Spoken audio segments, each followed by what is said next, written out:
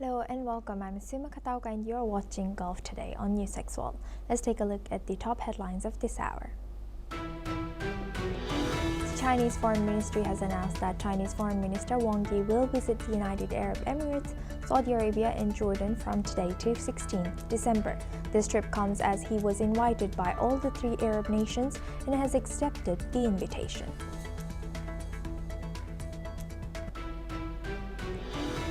Jordan's Deputy Prime Minister Ayman Safadi and the UAE's Sheikh Abdullah bin Zayed held high-level talks in Abu Dhabi to strengthen bilateral ties and coordinate regional positions amid growing Middle East tensions. They've also urged full implementation of the Trump-backed ceasefire plan in Gaza.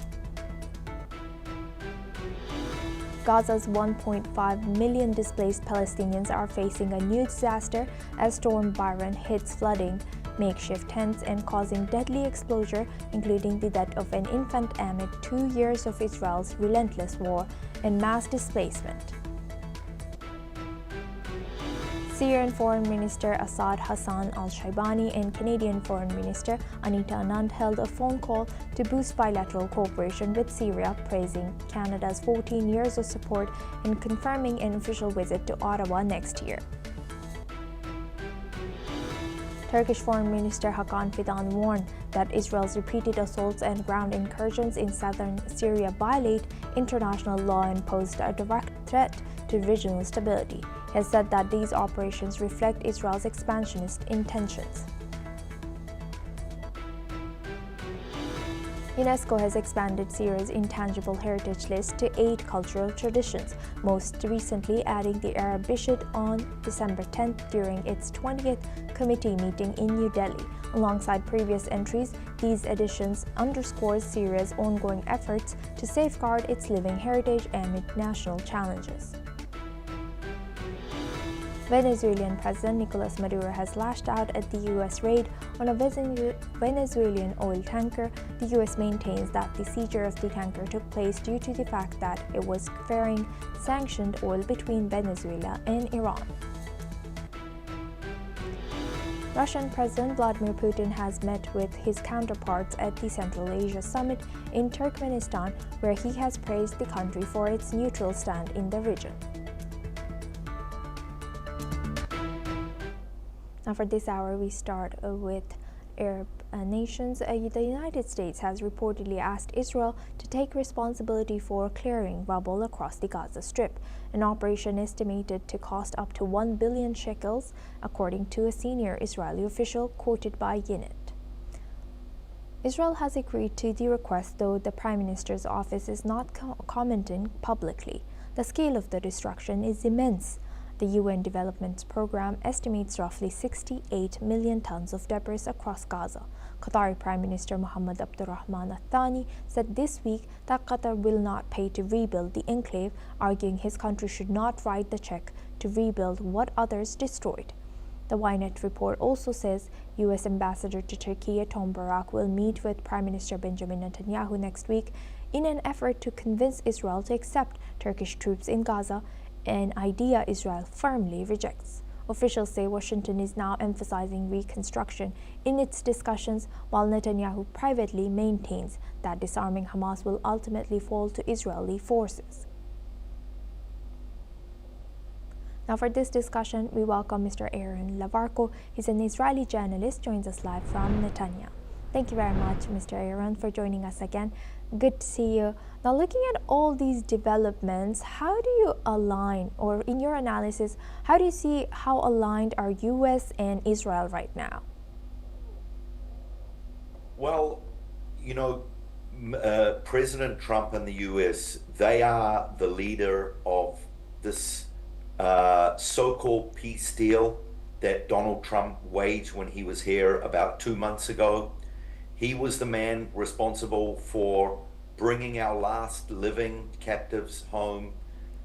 He managed to unite a number of Muslim nations to bring about, it's called a peace deal. I don't necessarily see it as a peace deal. I see it more as a ceasefire. And even though it is far from being a ceasefire, that has been a big part of the outcome of the so-called peace deal. Now, the long-term goal, of course, it is a peace deal. And of course, Israel wants to be aligned with that. Israel doesn't want to fight. Israel doesn't want to be at war.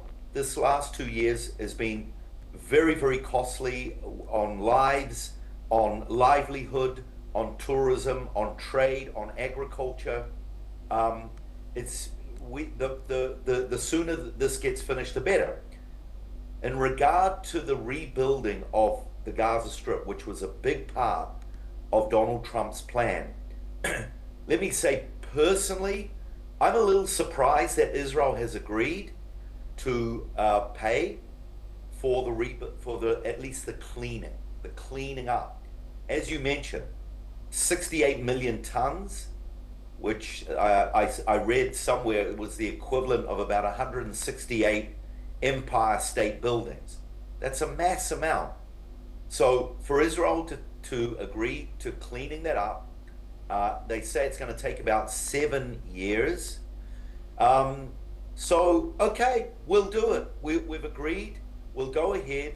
We'll do the cleaning up in order for Donald Trump to implement phase 2, which will be the rebuilding of the Gaza Strip. So this is going to take a long time, and also I think one of the reasons why Israel are agreeing is because they also, part of the cleaning up, they also want to see the disarmament of Hamas, who are still in the Gaza Strip.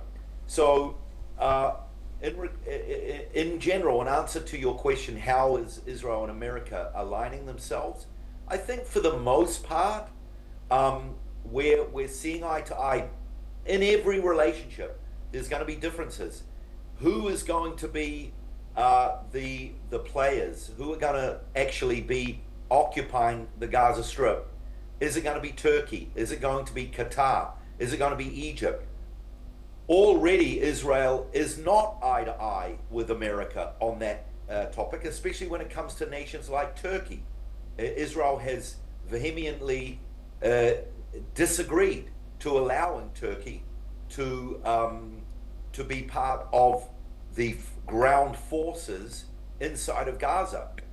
Turkey have made it very clear that they want to revive the Ottoman Turkish Empire that they were ruling from 1517 to 1917 before the British came over and took over for their 30-year British Mandate period. So yeah, for the most part, at the moment, we're seeing eye to eye. One of Israel's major concerns, what happens after Donald Trump? Who is going to be the next president of the United States? We've seen how the United States goes from Democrat to Republican to Republican to Democrat. And some of the Democrat presidents aren't as favorable toward Israel as the Republican presidents are. So this is a major concern post Donald Trump. And let me tell you, word out on the streets is that the newly elected mayor of New York, the Muslim jihadist, he is being groomed to be the next president of the United States. Mr. Lavarco, thank you for sharing that. Please stay with us as we are running out of time for this discussion, but please stay with us as we come back to you for our next discussion as well. Now we stay in the region. Several Democratic lawmakers in the U.S. are calling for a full investigation into the 2023 Israeli strike in southern Lebanon that has killed Reuters journalist Issam Abdullah and wounded 6 others, including an AFP reporters Dylan Collins and Christina Essi, who later lost her right leg. Representative Becca Balint has said that lawmakers will not let it go, stressing the need for accountability from both the U.S. and Israel. Collins has urged Washington to publicly acknowledge the attack and press Israel, its closest Middle East ally, to hold those responsible to account.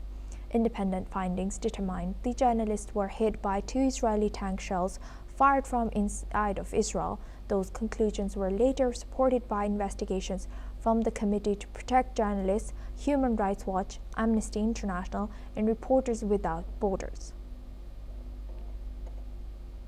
It has been over 2 years since the targeted attack against journalists on assignment in southern Lebanon.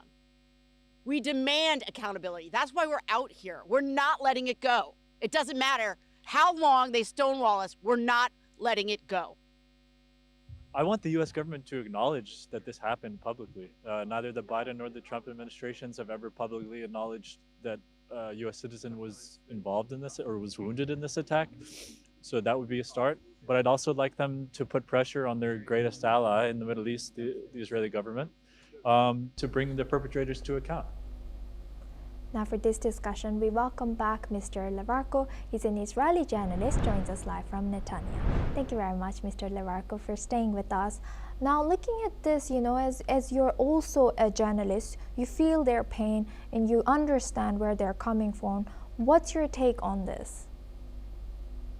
Well, my take is I think those people that are calling for Israel to be accountable, I think they are totally right. And if I were in their shoes, I also would be asking questions. If I was the family, if I were the friends, I also would be asking the Israeli government, what's going on? Come on, give us some report. And they have every right, and this is a democracy, the people of Israel, some people also are asking for accountability. Now, according to reports, Israel basically, the report that has been given is that there was crossfire from both sides. It was at the very beginning of the war. Israel was under heavy attack. We had just had 1,200 of our people slaughtered, raped, and kidnapped. So, yeah, things were tense, things were tight. And when there's crossfire from civilian areas, and I'm not saying that where these fires, where Israel fired were, because I don't know the report. I don't know exactly what happened, but what concerns me is that the Israeli government, they said we have researched it and we are satisfied, and but that's it. They don't give too much information. So, and therefore, like I said before, I agree with the people asking for more accountability if they can get more accountability and if they can get more information. I think that's, in a war, it's problematic when there is crossfire from both sides to know exactly what happened. But I hope that our government and our officials and our military are doing the best they can. Listen, my take on our military, on our top echelon, is that we do try as best as we can to keep a very high moral and ethical standard. Inside of our military engine rooms, we have members from the High Court, from the High Justice, from international human rights organizations. Before we make major decisions, we try to confer with these experts. So I hope that we can get to the bottom of this for the sake of those that want to know what happened, especially to the families. Yes, indeed. Thank you for highlighting that, and thank you for joining us once again and sharing that insight throughout our news. With that, I would like to thank Mr. Aaron Levarko. Now, moving on to our next news, a powerful rainstorm dubbed as Byron has soared Israel, bringing a record-level rainfall and causing widespread urban flooding, road closures, and multiple rescues. Some areas, such as Atlit, recorded nearly 200 millimeters of rain, while Haifa saw around 150 millimeters. Rishon LeZion and several other locations experienced up to 120 millimeters of precipitation. The storm is expected to continue, with the Israeli Meteorological Service issuing an orange alert for heavy rainfall in central and coastal regions. In addition to severe flooding in Israel, the storm also struck the Gaza Strip, worsening conditions for displaced individuals who are living in temporary shelters in Gaza, Palestine. The storm follows a period of heavy rain in Gaza in late November, which also caused widespread flooding as the conflict continues to devastate Gaza's infrastructure. The situation remains dire for those without stable housing in both Palestine and Israel. Let's listen into what a few locals in distress have shared. المنخفض انعكاساته كانت خطيرة جدا على المواطنين. لدينا حالات انهيار لمباني بشكل واضح، دمار للبنية التحتية أدت إلى عدم استيعاب كميات المياه التي تساقطت. هناك حالة وفاة رصدناها نتيجة البرد القارس. حذرنا بشكل واضح العالم وقلنا أن ما يجري في قطاع غزة وما سيجري خلال الساعات القادمة سيكون. أقول لك الليلة هذه كانت ليلة سوداء علينا وعلى أولادنا من كثر ما فيها سقع ومطر ومبلولين والأولاد الصغار لا قادرين نغطي طفل، يعني بطاطين نبل المية، فرشتين كلهن هذهن نبل المية، وين نروح وين نيجي ما بنعرف. يعطونا خيمة مليحة، يعطونا شوادر نغطي على أولادنا، أواعي يلبسوهن أطفالنا، والله بجريهم حافيين لا هم ملاقيين في جريهم نتفت بوت بعد عنا. يعني لأيمتى هذا الشيء بده يكون يا أخي؟ والله هذا ظلم علينا.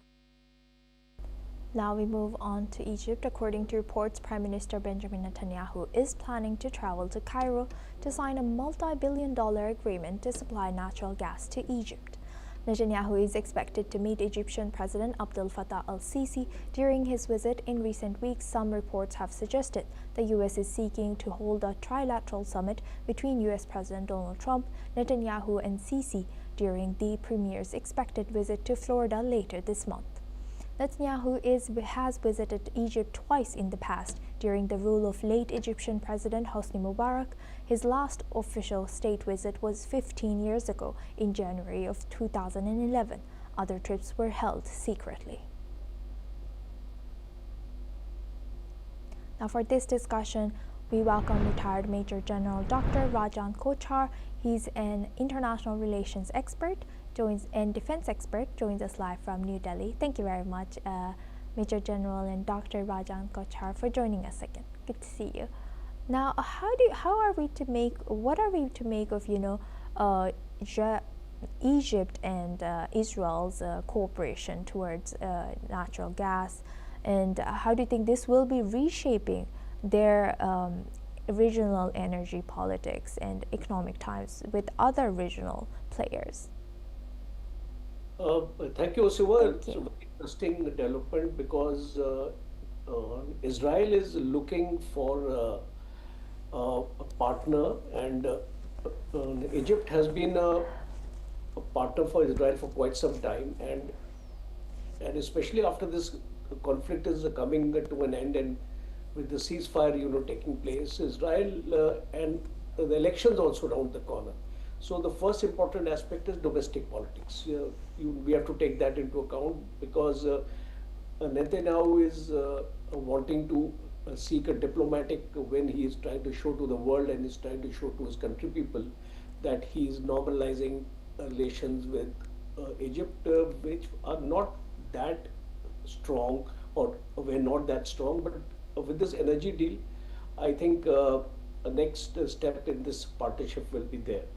Second is this a meeting between the Sisi and Netanyahu is more to reset the ties between Israel and Egypt, and a broader implications are that Israel wants to stamp its role as an energy exporter in this region, deepen economic ties with the Arab states. So it is also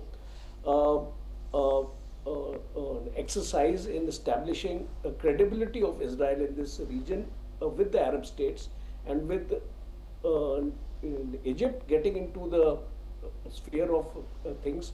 I think a larger message is also going to the other Arab states.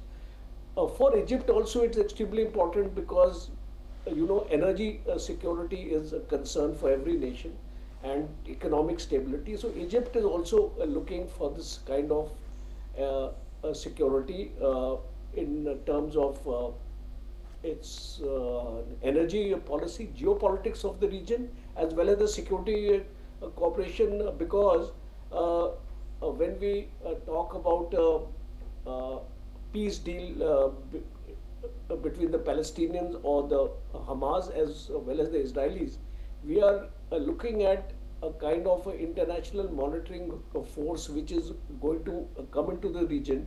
So a likelihood could also be that there may be involvement of Egypt into that force. So that is one possibility we cannot overlook. So I feel this visit is going to be a landmark one. It is going to cover the economic aspects, it's going to cover the security aspects, as well as it is going to be a diplomatic achievement for Netanyahu. He is trying to resurrect the image of Israel in the minds of the Arab world and the international world at large. And I think he has a strong support of the United States in doing so. Yes, and talking about the support from U.S., the U.S. is eyeing a trilateral summit between Egypt, U.S., and Israel. So, how do you think other Arab states will be eyeing this, and also why do you think U.S. is pushing for this right now? The U.S. is pushing for this right now. Your first question I'll answer as far as the U.S. is concerned, and then I'll talk about the Arab states.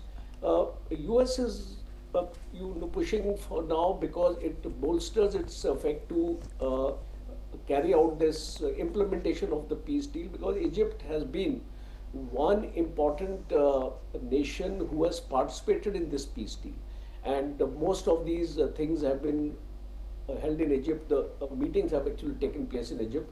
So I think United States is also interested that the relations between Israel and Egypt are normalized to a large extent. Secondly is that United States also has got energy interest in Gaza.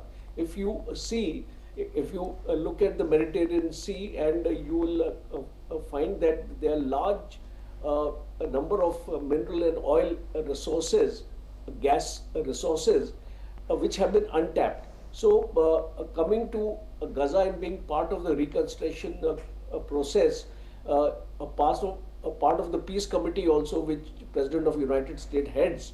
So I think the United States have got economic interest in this area. So it would be you frustrate the economic interest of the United States with this kind of partnership with Egypt. To talk about the Arab states, I think the Arab states will also take a cue now, because we have seen softening up of the stand of Saudi Arabia towards Israel. Jordan has been more or less non-committal in this area, but I think that will also happen. UAE and Israel ties also, I think, should follow suit, because once you see the normalization or the end of fighting in this area, I think most of the Arab states are looking at economic stability today, and they would want to establish a relationship with Israel in times to come, and this, I think, is the first step. Yes, with that, I would like to thank Major General and Dr. Rajan Kochar for joining us today and sharing that insight with us. Thank you very much. Now, moving on, China's top diplomat Wang Yi will be beginning a 5-day tour of the Middle East, visiting the UAE, Saudi Arabia, and the Jordan. The visit from December 12th to 16th will focus on bilateral relations, regional issues, and mutual concerns, according to China's foreign ministry. Wang's trip highlights China's growing influence in the region as it seeks to counter U.S. dominance and strengthen political trust with these key countries. Beijing has positioned itself as a mediator in the Middle East, notably facilitating the 2023 Saudi-Iran rapprochement and presenting itself as a neutral player in the Israeli-Palestinian conflict. The visit also aligns with China's Belt and Road Initiative, aimed at enhancing global trade and infrastructure ties. And that's a wrap on Gulf Today. Keep watching NewsX World for more news updates from around the world.